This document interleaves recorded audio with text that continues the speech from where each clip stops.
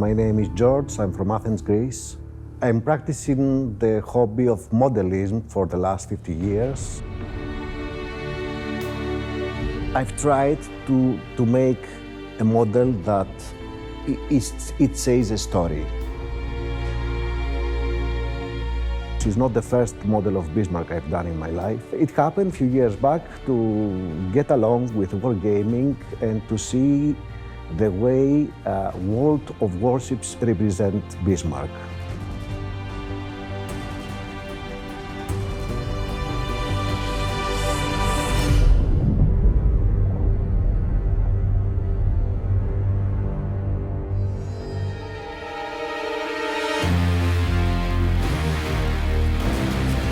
It is very likely that Battleship Bismarck is the most famous ship of World War II.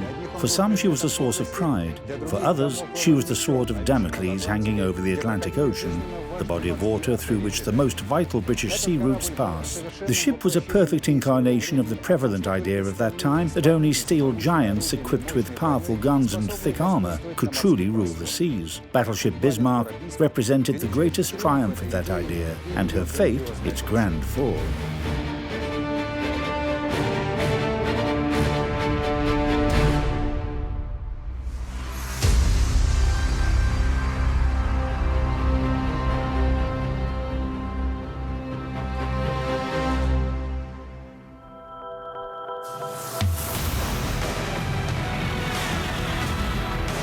Bismarck was laid down in 1936, and her construction was finished in 1940. She was larger than all existing European battleships of the time. Length 250.5 meters, width 36 meters, draft 10.2 meters, maximum combat displacement 50,900 tons. 40% of the ship's combat displacement was allocated to her armour, meaning that Bismarck had great armour. Maximum thickness of the main armour belt 320 millimeters, horizontal armour thickness 110 millimeters, main turret caliber 180 to 360 millimeters, conning tower thickness 200 to 350 millimeters. The primary weapon of the battleship, her main caliber, was 4 twin turret mounts. SKC-34 gun caliber, 380mm.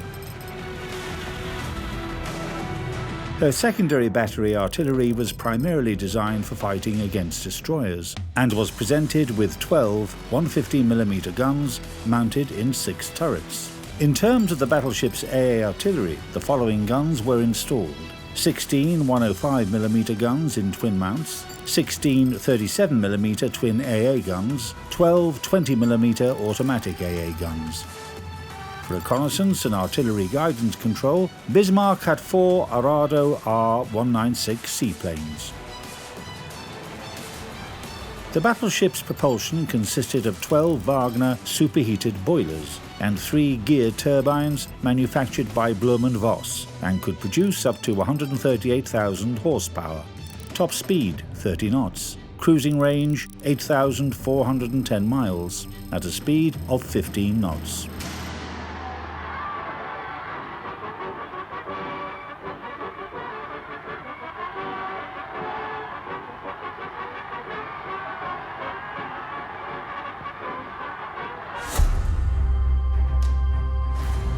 A grand ceremony marking the occasion of Battleship Bismarck entering service was held on August 24, 1940. The same night, the ship had to repel a British air raid on the shipyard in Hamburg. The battleship didn't take any damage. Meanwhile, Kriegsmarine Command had developed a detailed plan of operations for their surface ships. Their strategic task was to put pressure on Allied communications in the Atlantic Ocean. This would force the Allies to redeploy British battleships to the Atlantic from the Mediterranean Sea, so as to protect the convoys under threat. This would shift the balance of power in Germany and Italy's favour in the Mediterranean. On May 19, 1941, Bismarck set out on her first combat raid. Heavy cruiser Prince Eugen joined Bismarck for the raid. 2 days later, the British Admiralty received a message that 2 heavy German ships had been spotted near Norwegian shores. The home fleet was put on an alert.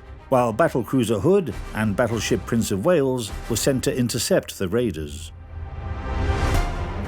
An alarm went off on Bismarck in the morning of May 24. The British ships had been spotted to port. The British opened fire from 22 kilometers at 5:52 a.m.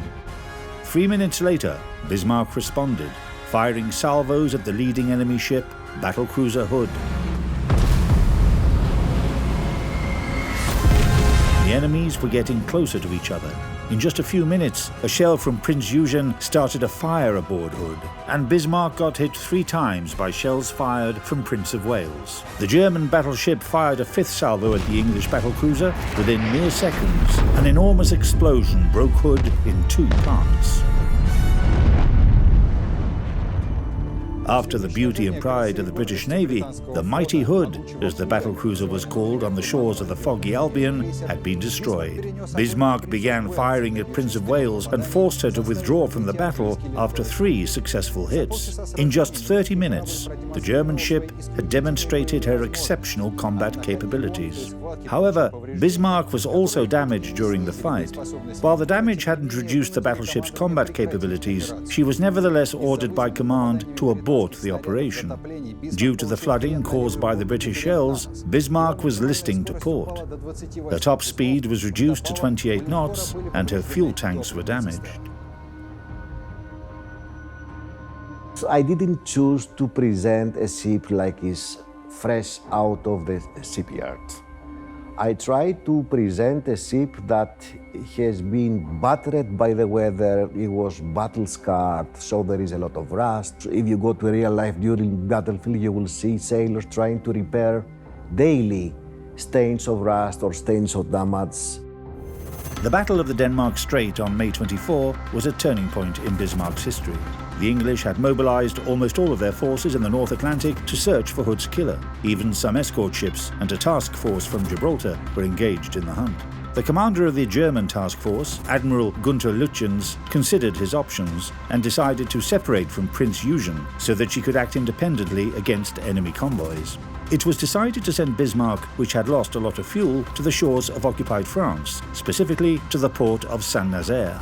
In the evening of the same day, aviation from British carrier Victorious attempted an attack on the battleship, but the only torpedo that hit the ship didn't deal any significant damage.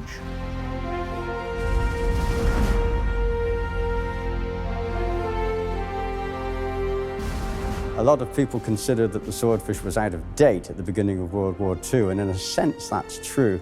But when it was designed in 1935, it was an extremely useful and good aircraft. Its speed was good for the day at 139 miles per hour, and its capability for carrying a torpedo was exactly what the Navy needed. Fairey Swordfish performance characteristics. Length 11.07 meters, wingspan 13.8 meters, maximum takeoff weight 4,036 kilograms. Engine Bristol Pegasus 3M, 690 horsepower. Top speed 222 kilometers per hour. Combat load 3 bombs. Bomb weight 227 kilograms. Torpedo 702 kilograms. If you will notice in the model itself, the top of the turrets is painted yellow. The commanders of the ship decided on most probably on the 26th of May, the top of the turrets to be painted yellow, so it will be an aerial recognition way until the German airplanes, the Luftwaffe, will provide air cover for the ship coming back. Night fell, and Bismarck managed to lose her pursuers. The next day, the battleship started sailing east as fast as possible. By the end of the day on May 26, Bismarck had approached the area controlled by the Luftwaffe, while the British were right behind the battleship. The closest of them to the German battleship was the task force from Gibraltar, of which aircraft carrier Ark Royal was a part. At 8:47 p.m., 15 Swordfish aircraft divided into squadrons of 3 and commenced their attack on Bismarck.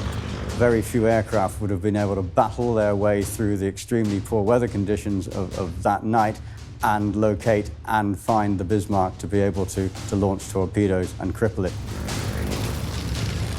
The Swordfish was incredibly strongly constructed It could take a lot of flak damage, it could take a lot of bullet holes, it could take a lot of poor weather flying and still manage to get itself back to the ship. The Swordfish has no canopy or cover or closed-in cockpit area. The telegraphist air gunner, or TAG, operated only a single Lewis K machine gun, but again, this was very, very small machine gun really for its own self-defense.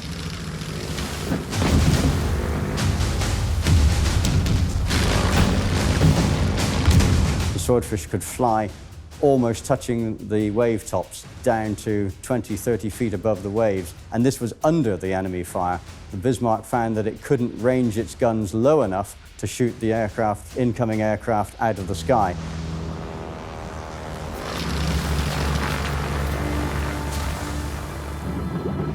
One of two torpedoes released from the Swordfish hit Bismarck's aft, jamming her rudders and causing the ship to turn in a circle. As darkness fell, the ship was spotted by some British destroyers that didn't give the wounded giant any chance to rest during the entire night. In the morning of May 27, the final act of Bismarck's dramatic odyssey concluded. British battleships Rodney and King George V appeared on the horizon and opened fire at the German ship while on approach to their target. Bismarck immediately responded in kind, but due to the damage she had received over the course of previous days, her salvos weren't able to reach the British ships. The battleship fought fiercely and desperately for an hour. By 9:30 a.m., Bismarck's main armament had been destroyed. 10 minutes later, her secondary guns broke down, and at 10 a.m., her last 20mm automatic gun went silent. Bismarck, despite being rendered useless, was still afloat, and her combat flag was still raised overhead. Her fate was sealed at 10:39 a.m. when she was hit by torpedoes launched from English cruiser Dorsetshire, listed to port and sank.